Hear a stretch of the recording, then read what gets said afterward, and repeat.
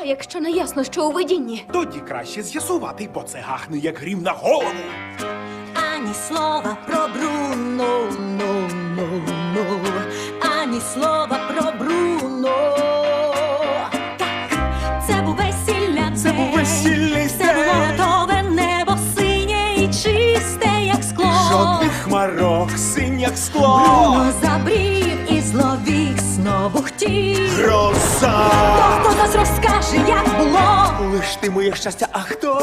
Бруно нам наврочив злив. Дощ ринув долу. Він мене буквально вбив. Раз навколо все охололо. Вітер на весіллі вив. Ми цвіли в той день, з тих пір ніде. Ані слова про Бруно,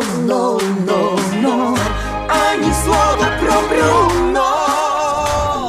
Змалку пам'ятаю, як той Бруно щось буркоче. Довго з мурмотінням тим він муляв мені очі. Він такий незатишний, як вітер у вікні. Незавидний дар має небо рака. Поночі блукає, мов бездомний собака. І для всіх вигадує пророцтва навісні. Чуєш ти чи ні? Він монстр щурів носить на горбі. Він тебе гукне і чорно тобі лізе в душу всім і б'є наче грім.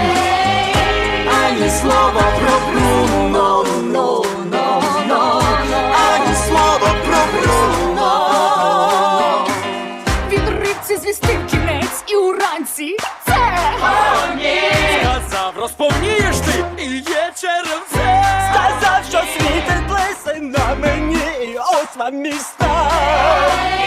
Його вуста небезпечні, як вулкан. Він казав, що життя моїх мрій гарантовано знайде мене.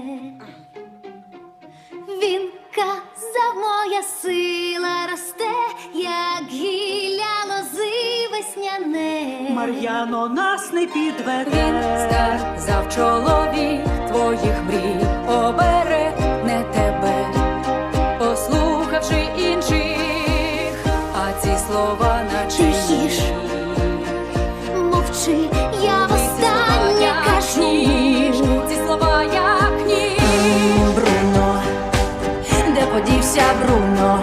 Я дійсно хочу знати про Бруно. Я маю знати, де ті Бруно. Ізабела, мій хлопець тут. Час достойний. Це весілля день.